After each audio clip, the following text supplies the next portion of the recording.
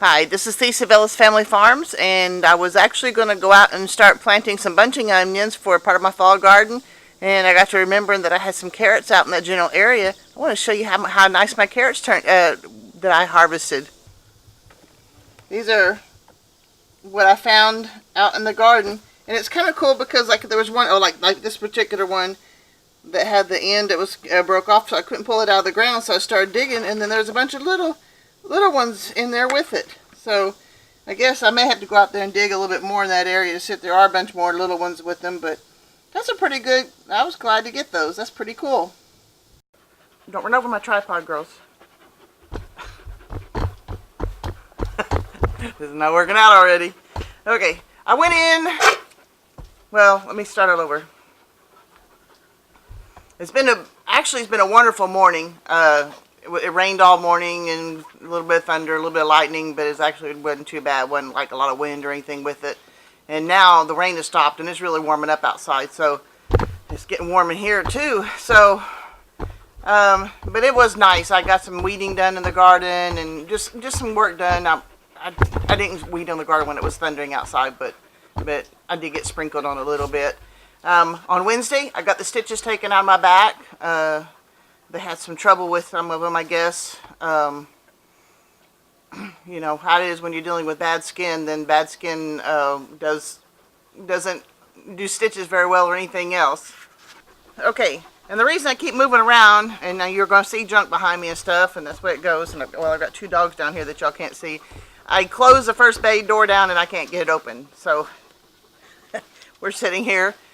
On a different bay door, and as usual, there's always junk behind us. You know, I don't know that I'm ever going to get that taken care of, but that's why I keep moving around.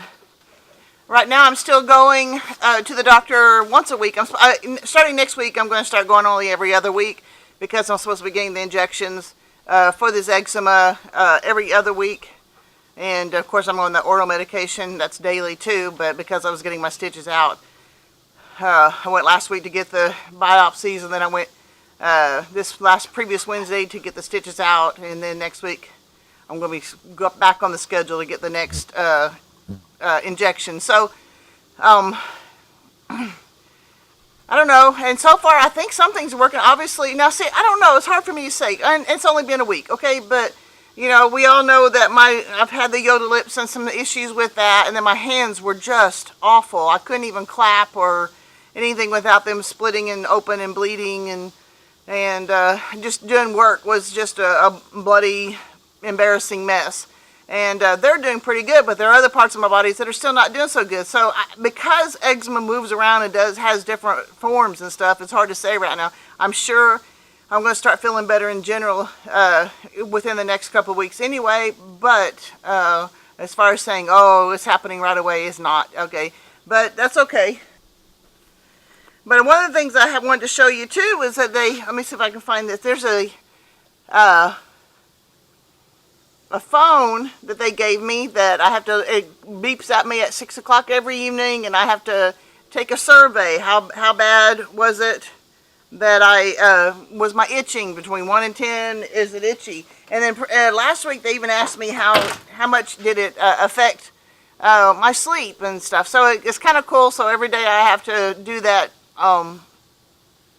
diary with what they call it on that phone, and I take it in every time I go to the doctor, so she can reprogram things and stuff like that too. So that's going well, pretty good so far. Okay, and now back to what was other parts of my life. I've been kind of doing some thinking and some planning and trying to decide what I want to do. And of course,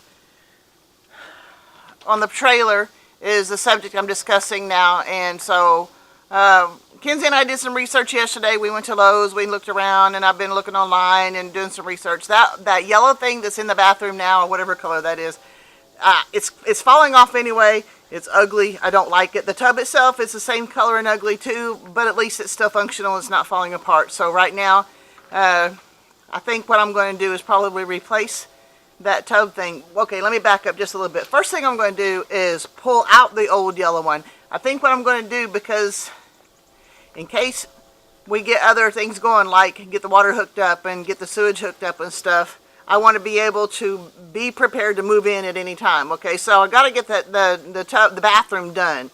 And but right now I think I'm going to be doing more demolition stuff. I went through and decided what can I live with, what can I not live with. I can't live with that yellow ugly thing, so I'm going to take it down. As I showed you on that other video, the refrigerator doesn't fit up underneath the cabinet because of that extra shelf in there, the cabinet in there. So I'm going to take that cabinet down. That'll be done right after I take the tub surround out. And then the thing after that is I'm going to work on getting that garden tub out, okay? And so that is all I definitely need for demolition. That way, whenever we start trying to replace things and doing things, well, we can't move around with the refrigerator in the middle of the room. And I got to get the tub surround done so that we can get that put together and set up. If I have to, I'll deal with the blue paint, but I'll fix that soon too. So the priority is get the surround down, get the refrigerator we can get up into the cubby hole it belongs in, and then I'm going to rip out the garden tub and get that prepared to do a closet in there. And then after I get all that stuff torn out, then I may go back and start thinking about painting and rebuilding and doing more flooring and stuff. I mean, the room that I want for my storage unit, I got to put a floor in it before we, you know, I want a floor in it before I start moving freezers and refrigerators and stuff like that and all my canned goods into it. So that'll be a priority. And I'd like to think that putting flooring into the master bedroom is going to be a priority too. But if I get a chance to move in there and all I've got subflooring, darn. And, you know, it'll all come down there. But that's how badly I want to get into this house. If we get the sewage and we get the water hooked up, and then after that we're going to have to start dealing with heat and cooling, and we have no idea what works and what doesn't work there, but we will find out, and that'll be down the road. So, but I'm ready. I'm so ready. So that's my plan of action for that.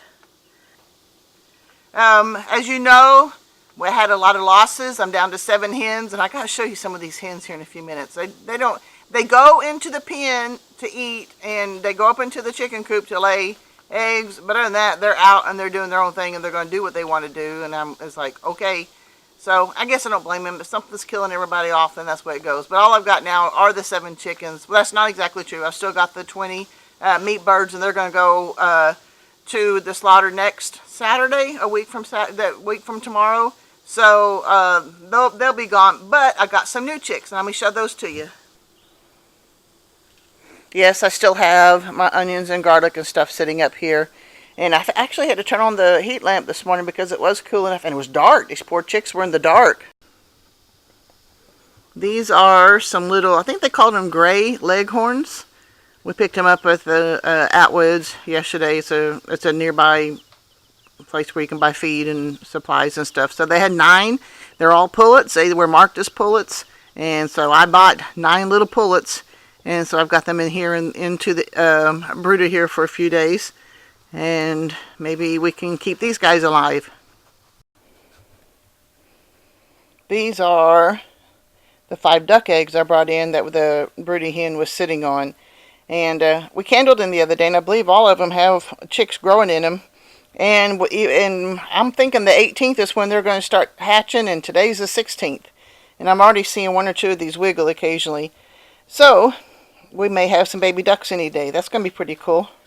I was really hoping that we were going to be able to have a broody hen raise those ducklings, and so that we can just basically integrate them into the flock, just pretty much all along, or you know, be there all along. But that didn't work out, and I don't have any more hens that were brooding. I almost don't have any hens left anyway. So we're doing the next best thing that we know how to do. So that'll work, I guess. There's one of the hens.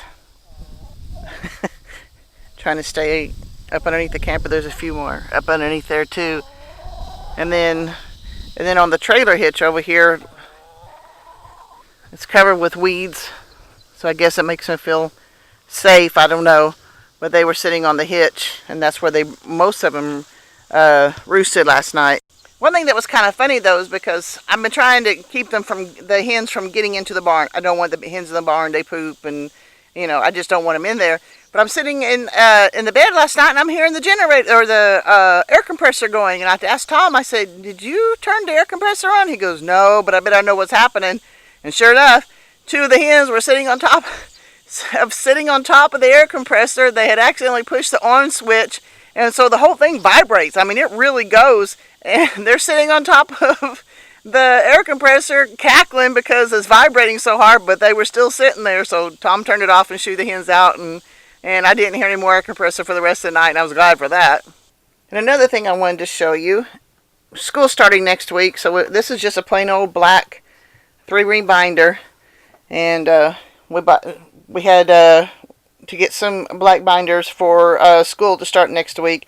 And then of course Kinsey doing her artwork, this is one of the things that she has done, and this is another one I think is really cool. It's kind of a starry night, and this one I don't know why, but I really like this one. I guess because it has the sunset type background and the stars coming out of the sky or something. I don't know, it just looks really cool to me.